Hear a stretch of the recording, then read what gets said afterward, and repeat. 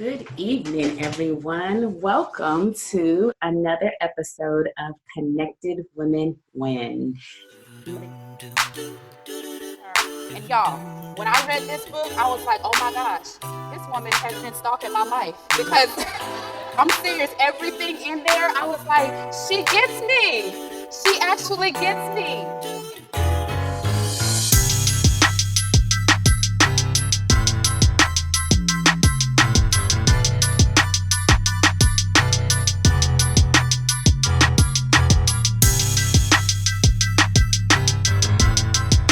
I am here. Yes, I give myself permission.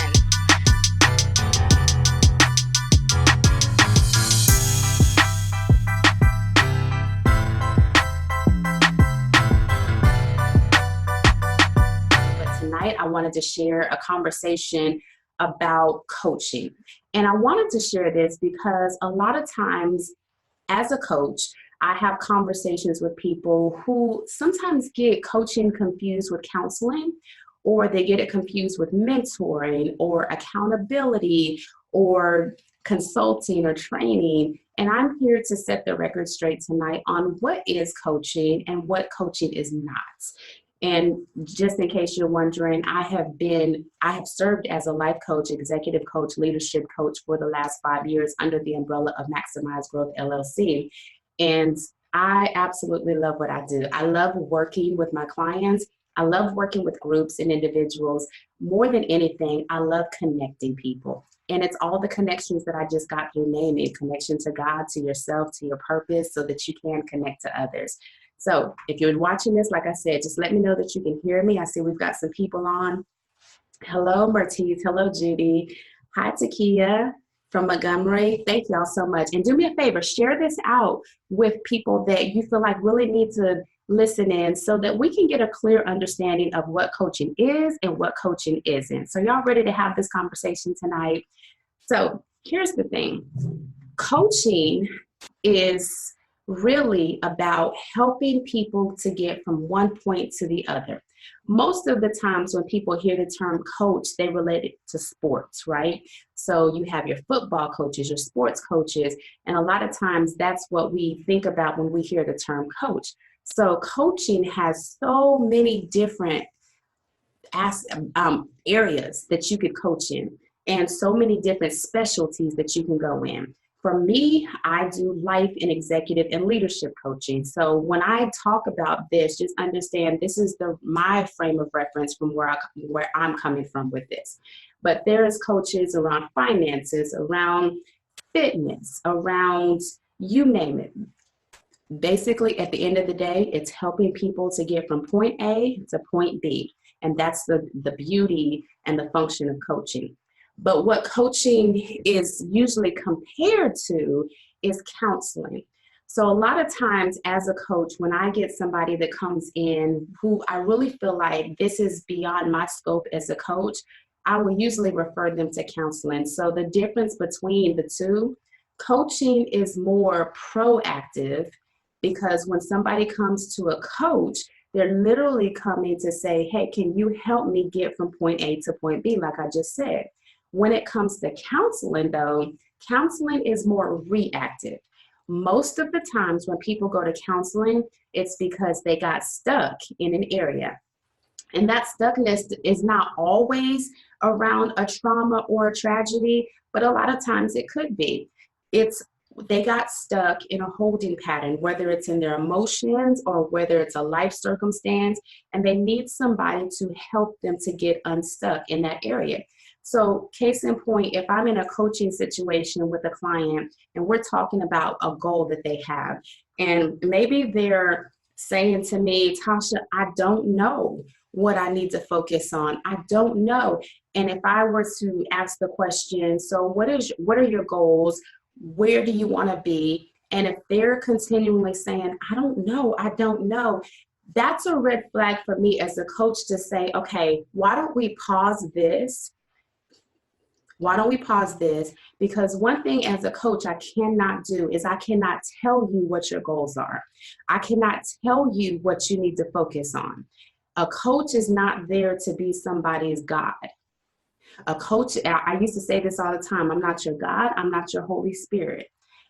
If anything, the answer lies within you. So as a coach, one of the things that I love to do is help people go digging for treasure on the inside of them. So at any point in time, if somebody is saying, I don't know, Tasha, or maybe it's causing them pain to even try to figure it out, then I pause and I ask a question and I say, have you ever considered counseling? Because maybe this is not a coaching issue. Maybe the issue is not, I don't know what my goals are, I don't know what I need to focus on. Maybe there's a deeper issue. Maybe it's because there was a stuck place and your thoughts, your emotions can't move past where you got stuck. And so, again, that's when I would usually ask the question, have you considered counseling? And I've got some notes here. I want to make sure I stay on my notes.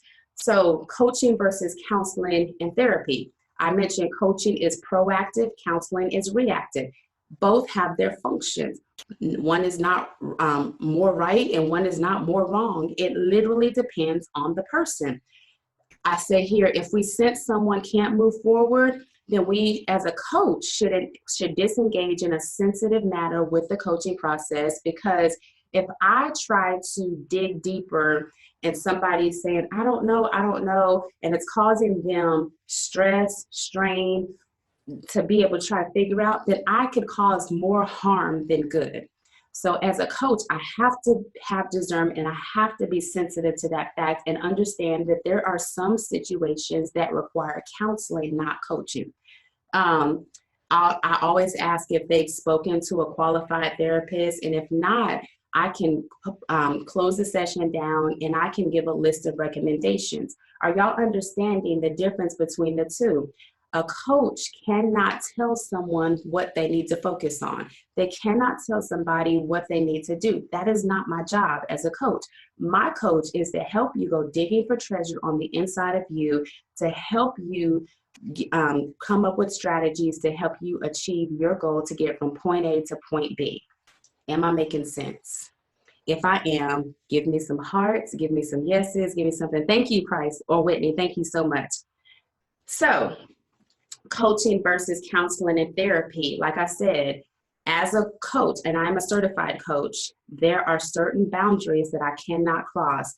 And I just have to know. And a lot of times, this is established before they even become a coaching client, a lot of times. But how many of y'all know life happens? Life happens. You could have a coaching client, and I don't know if I'm speaking to coaches right now, but you could have a coaching client and they start off, they have their goals, they have their plans, their drive, their ambition, all of that. And all of a sudden, a life circumstance could happen that could derail them or could cause them to pause. And at any point in time, we just have to be mindful of, as coaches, when we have to keep going or when we need to disengage so that we don't cause greater harm. I used to tell people all the time when I first started coaching, and I say this a lot now, is I am not God. A lot of times when I'm coaching, when I'm in a coaching process or coaching relationship, I ask the person, what do you want to work on for this session? What do you want to get out of it? And we have our parameters for what we're coaching around, okay? So I always ask the question. And if they, at any point in time, ask me, well, I don't know, what do you think I should work on? I don't answer the question. I don't answer it with the way that they think I'm going to answer it. Let me just say that. I answer it with a question. Great coaches know how to ask the right questions. Because one of the things my coach always used to say, he would say, in our society, we are so used to telling people what to think that very rarely will we teach people how to think.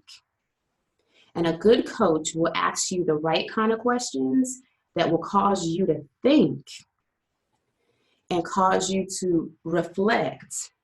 Because I don't believe in cookie cutter formulas. And I know I'm staying on this point a little longer, but a good coach will cause you to think.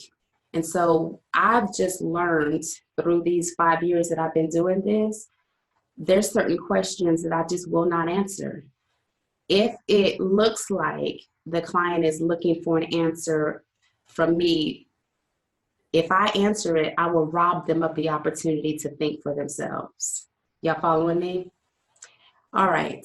So that was coaching versus counseling / therapy. Now, did you know that there's a difference between coaching and mentoring? How many of y'all in the comments, let me know, did you know that there was a difference between coaching and mentoring? Yes or no? While I'm waiting on some answers, let me say hello to a couple more people. Hi, Katina. Hi, Barb. Hey, Ashley, Janice. Hello, y'all. So I'm waiting to see, did you all know that there was a difference between coaching and mentoring? Okay, Whitney said she did not. All right. So Whitney, there actually is a difference between coaching and mentoring. I'm going to read right here where my notes. A person is mentoring you when they are sharing their own experience. They show you how to avoid pitfalls and mistakes and what to do if you did make the mistake. In coaching, sharing our experiences is a last resort, but only with the person's permission. The answer is inside of the individual so that you have to explore through questions. Coaches are not experts in people's lives. We don't live your life. So a lot of times I have to let people know interchangeably, in this role, I am a mentor. I have a group called Connected Women Win, the inner circle and the growth circle. In that space, I serve as a mentor. I serve as a small business mentor, not a coach. The difference is, as a small business mentor, I am sharing my journey, not for the purpose of someone to become me. That's not why a mentor shares their life or their journey. A mentor shares for the purpose of giving people hope, inspiring people into action, and helping people to see a model. Again, coaching, when you put on your coaching hat, it's about asking the right questions to help people think for themselves. So did you know that you can be mentored by someone and you've never met them before? Case in point, you can be reading someone's book and they mentor you because they're sharing, because they're sharing their journey with you for the purpose, again, of hope, inspiration, to let you know that it's possible. And so when I put on my hat as business mentor in my community, that's actually what I'm doing. I'm sharing my journey. I'm sharing the good, the bad, the ugly, and everything in between. But it's not to duplicate and say, be me. That's not the function of a mentor, okay? A coach, and again, like I mentioned, there are several different forms of coaching. There are business coaches. A business coach will, or any kind of coach will ask you the right questions. They'll help you create the strategies, but it'll be through asking the right questions to get you a place where you're thinking for yourself. Are y'all following me? So there is a difference between coaching and mentoring. Like I just said, you can be reading someone's book and they mentor. You can be listening to someone's podcast. You can be watching somebody's talk show and they mentor you. T.D. Jakes, for example, he has written the book Soar. A lot of people have read that book and it's all about being an entrepreneur. He is an entrepreneur. He's a pastor. He's an influencer. He has so many different things. Most people will never be able to get up close to him. Now, he does have people that he's able to touch and coach and all that. But for the majority of the world, a lot of people are just being mentored through his resources.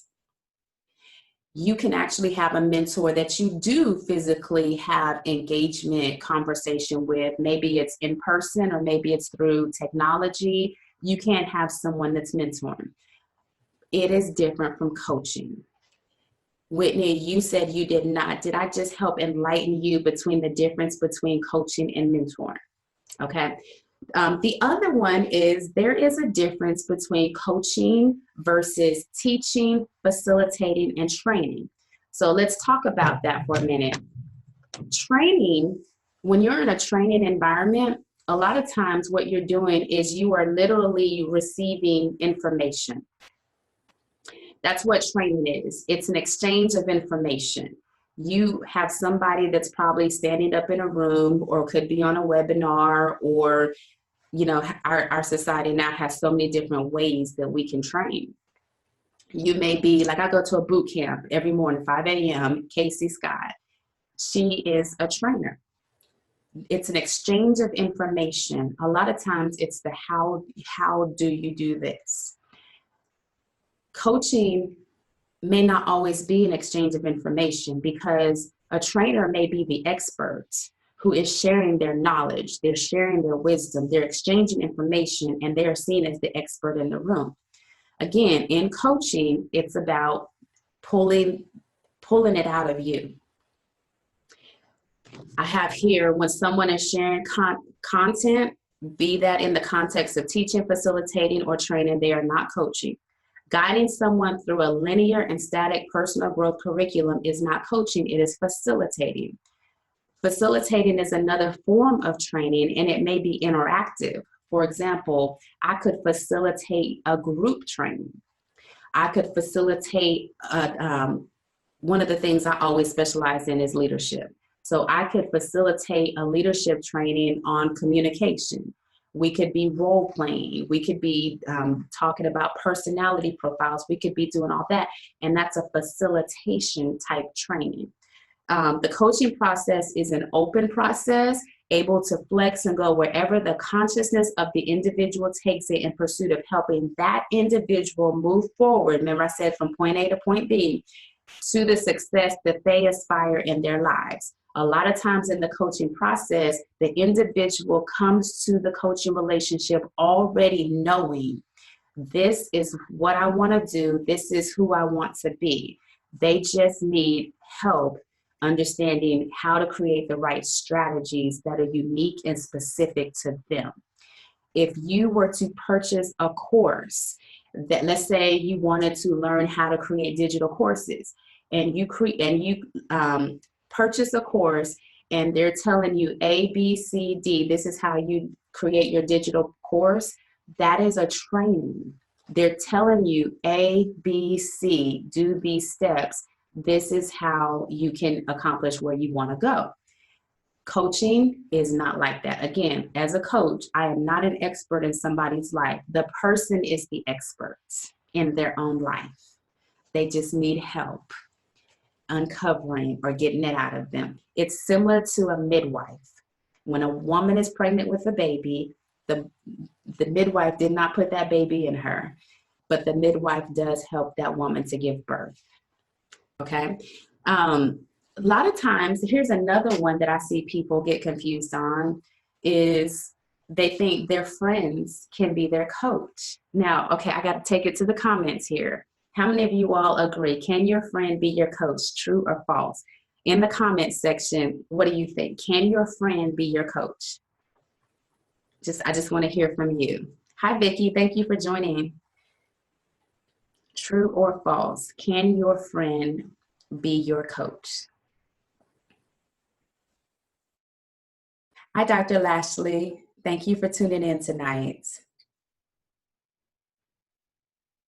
Just waiting on some responses. Can your friend be your coach? True or false? This is not a trick question.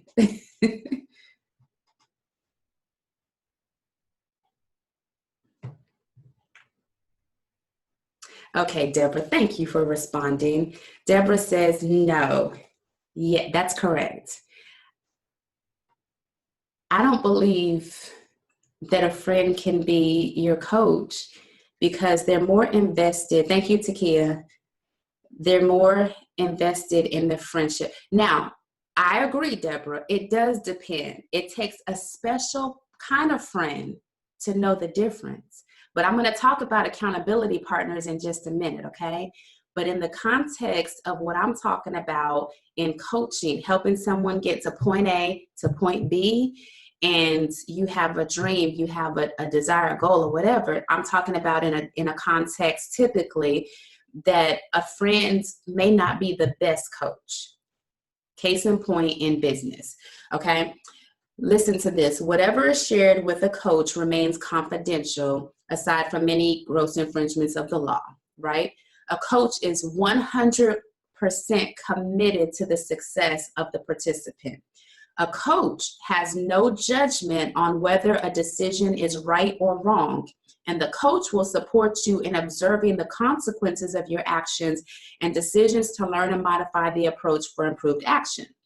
Okay, listen to this. A friend may not be willing to challenge your assumptions or beliefs because they fear upsetting or alienating you. They have a friendship to maintain. And if they coach you, a friend, because there's that closeness, that proximity, if your advice isn't acted, if their advice is not acted upon, if they give you advice and you don't act on their advice, it could possibly cause resentment. And the way they see life may not be the way that you do. And so when it comes to friends, it's probably best to, again, I'm not saying that it can't ever happen, but it takes mature people to understand when to put on the hat and when to take off the hat, because at the end of the day, the friendship may be the most important thing on the table. And like it said here, if your friend gives you advice and you don't take the advice, then chances are they could get mad at you for not taking the advice. They could get mad at you for not doing what they said you should do. Or let's look at this scenario, because this is a real scenario. Let's say your friend does coach you and they do give you advice, and let's say it works. And then all of a sudden you start exceeding and excelling their expectations of what they thought you should do. That puts a strain on the friendship, because then it becomes a comparison or a competitive thing. And nobody really said it, and it didn't start off that way, but it could happen. And when I say it takes a village to help, a village of support to help us to grow into the person that God's called us to grow into our potential, what if you just let your friends be your friends? And they can be the ones that when you need to go have fun, when you just want to be you outside of the role of what you're trying to accomplish. What if you let your friends, and dare I say family too, what if you just let them function in that capacity and take the pressure off of them trying to be everything for you, and then have your mentors, your coaches, your counselors, your trainers, have them scratch that itch and help you so that you don't get the lines blurred. Does that make sense, y'all? Do you feel like it would be easier to let your friends be friends and then have the people that are helping you grow in other areas? Thank you, Whitney. I told you I love feedback. Thank you. So if you just let your friends be your friends, guess what? Like last night, I actually went to the movies with two friends. One of them I hadn't seen since November of last year, but every time we get together, we have fun. And when she asked me, what's going on with you? I didn't want to talk about business. I didn't even want to bring it up. So my response was this is going on, this moment right here. I am enjoying this. Like, that's all I wanted in that moment. I knew that I was going to wake up today and focus on business. And I had conversations with my mentors or coaches or whatever, and I could have that. But sometimes we just need some downtime. We're not always on. And that scratched an itch for me, that I was able to hang out with my friends and just be, and not have the pressure to talk about, oh, this is happening in business or that's happening in business, and could laugh, could cut up. We got a chance to see a good movie. It just was beautiful. And I needed that in the moment that I needed it. So honestly, I think I had a little bit more pep in my step when I did show up for business today. So that's why I always say our friends can't be our coaches, because when it comes time for me to have a friend, I don't want to talk business. And I don't know about you, but I I just am a firm believer. Okay, but here's what I will say. There are accountability partners. So coaching versus accountability partners, how does that work? There is such a thing as peer accountability. So when it comes to the village, and I'm putting my mentor hat on as I'm telling you this story because I'm sharing the journey. Do y'all see that? So when it comes to accountability partners, we need peer accountability. We need not the coach, not the mentor, but we need people that are peers on this journey. Whether the journey is weight loss, whether it's business, whether it's wanting to learn something new or whatever, we do need the peer accountability, somebody who is similar to us, but not us. And in my case, I have a couple of accountability partners. I have one in particular. She and I both are John Maxwell coaches, and we actually have a standing appointment every week. We try not to go more than 2 weeks if we have to miss. But she's in Atlanta, I'm here in Montgomery, and we literally have a standing appointment where we get on the phone and we talk about business. We talk about what's working, what's not working, what were your wins, what were your lessons. Notice I didn't say losses. What were your lessons? We talk about that. We encourage each other, and we're committed to the accountability of what that looks like. When we did get together in person, I think it was either late last year or earlier this year, we actually locked ourselves in a conference room and we went through our strategic goals. And that was beautiful. It was beautiful. And so that takes the pressure off of my friends for having to scratch that itch for me, because I do have someone that I can talk business with. And when it comes to accountability partners, you need somebody that's not threatened by you. It's okay that they're in the same industry as you. There's no competition. You complement each other. So ladies, that's possible. It is more than possible for that to happen and for you to find somebody like that, or depending on how your business is set up or your dreams are set up, you may need people for accountability in other ways. I do have a friend that we do put on the hat of friend accountability partner when it comes to family. It's an iron sharpens iron relationship when it comes to just holding each other accountable, that we're both wives, we're both mothers, and outside of business, just checking in with each other. Hey, how's it going with that side of things, to make sure that you're a woman of integrity, to make sure that, that everything's good. So that's a different form of accountability that has nothing to do with business at all, but we just have a mutual checking in. That's not a standing appointment. It's just, can I just be honest, as God lays this person on my heart or me on their heart, we just check in with each other, and we need that too. We need that too. So tonight I shared the difference between coaching versus mentoring, coaching versus counseling / therapy, coaching versus teaching, facilitating, training, coaching versus friendships, coaching versus accountability partners. Have I enlightened you just a little bit on the difference between coaching and all the other things? And I'm not here to say that one is more than the other. I think you just have to be aware of where you are on your journey. And the real question that I have for you is, based on all of that, how's your village? Like, when's the last time you did a checkup for your village, your supports? Like, do you have everybody in place? Is it time for you to upgrade or replace? Because that's okay too.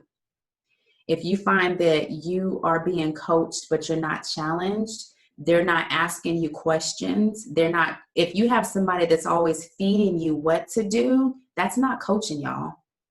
That is not coaching. If you have somebody constantly telling you, you should do this, you should do that, let me tell you how wrong that is, because when stuff hits the fan, and let's say it's 2:00 in the morning and the pressure's on, you're probably not going to be able to have access to that person. So the best kind of coach is somebody that can teach you how to think for yourself, help you become self-aware of who you are and how you're wired and how you can deal with your life, your business. You never want somebody that's just going to tell you what to do, because as a coach, I can say this, and I'm learning, I'm a work in progress, all of us are, but I can just tell you that the moment that as coaches we do that, we have robbed people of the opportunity to go digging for treasure for themselves. And I never want to be the kind of coach where someone is dependent on me for their next move. Because here's the danger. You might be dealing with someone who is a recovering people pleaser.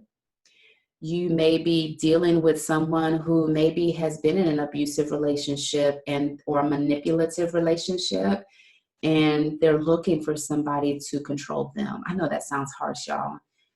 And we don't want to enable people. That's not what coaching is. Coaching is not about enabling people. Again, it's about asking the right kind of questions. And then you got to be careful with mentoring. Like I said, as a mentor, and I put my mentor hat on all the time, but even as we're sharing our journeys, we have to be mindful that sometimes, even as a mentor, when I share my journey, I've got to be mindful that when the person is listening or on the receiving end, that they're not trying to be me. Because it's just not possible, because the way I got free may not be the way you get free. The way I built my business may not be the way that you build your business. The way that I started may not be the way that I started, that you start.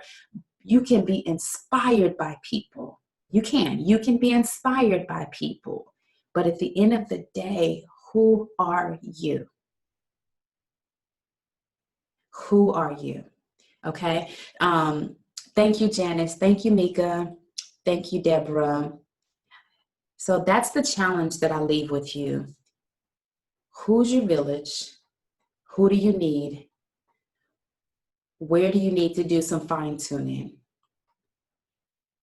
so that you can grow into the person that ultimately God has called you to? Not a man and not a woman. Does anyone have any questions for me while I'm on? Any questions whatsoever? Or if you don't have a specific question, what was your takeaway from today, from what I shared on the difference between coaching, mentoring, counseling/therapy, teaching/facilitating/training, friendship, and accountability? What was your takeaway? Or what questions do you have for me tonight? Hi, Nancy Evans. Thank you so much for joining. What questions or takeaway?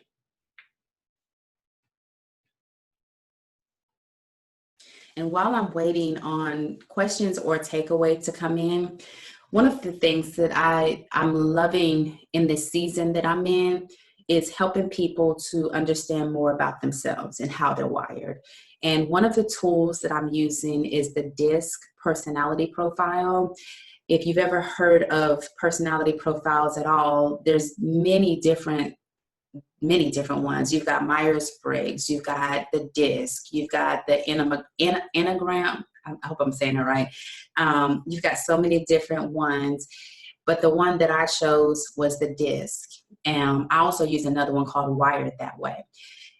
I love giving this personality profile, and I've even started my coaching with this as well. Before we do anything, I have people take personality profiles so that people can truly understand how they are wired.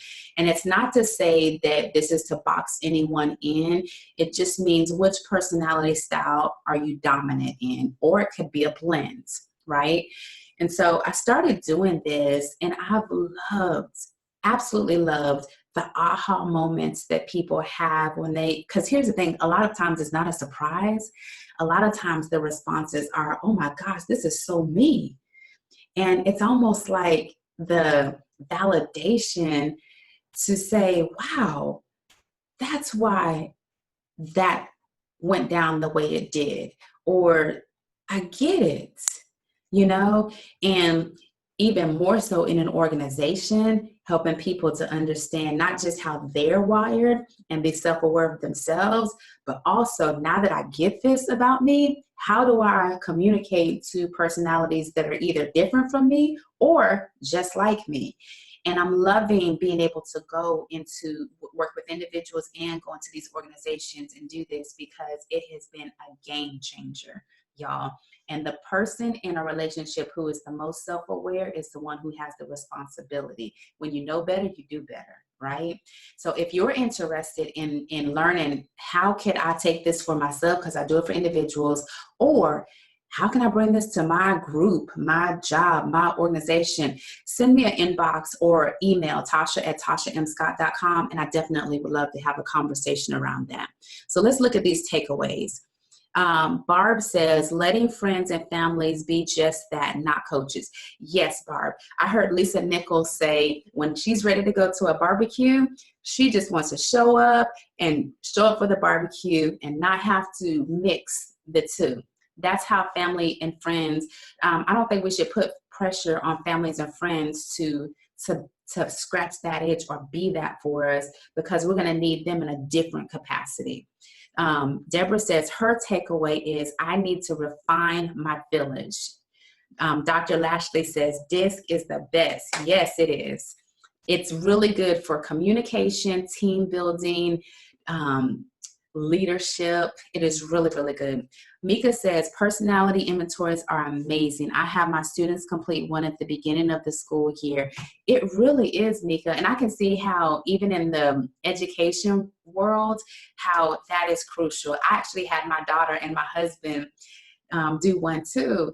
And all of our personality styles are different. It's even helped with our family. I actually feel like it's crazy. After 21 years, I understand my husband, or how to communicate. I'm not going to say I'm perfect, but it's better, because I think, again, we're all a work in progress, right? Takia says, takeaway mentorship versus coaching, and how we can have several mentors through books, podcasts. Coaching is helping people find treasures within themselves. Absolutely. And I don't put all my eggs in one basket. I think if we try to put all of that into one person or one group, I think we set ourselves up for failure, you know? So I think it's okay to have multiple people, but you, at the end of the day, remember I said connected women win. The most powerful connection is this connection right here, then to yourself. If you can get number one and number two connections, I really feel like it'll help you connect to your purpose, so that when you do connect to others, you actually know what kind of support you're looking for. Did I just set somebody free right there? You got to know that connection and this connection. If not, it's like throwing spaghetti against the wall, hoping something sticks. You will go from pillar to post trying to find it from the outside when it's an inside out job. I hope that helps somebody. All right, y'all. So thank you so much for your time, your attention today. If you're watching the replay, please join the conversation, engage with us. Again, my name is Tasha Scott, Tasha M. Scott, and I am the owner of Maximized Growth LLC, the founder of the Connected Women Win movement, and I serve in the capacity of life leadership coach, and I do speaking, I do training, I do mentoring. So I'm sharing all of this. What I am not is I'm not a counselor.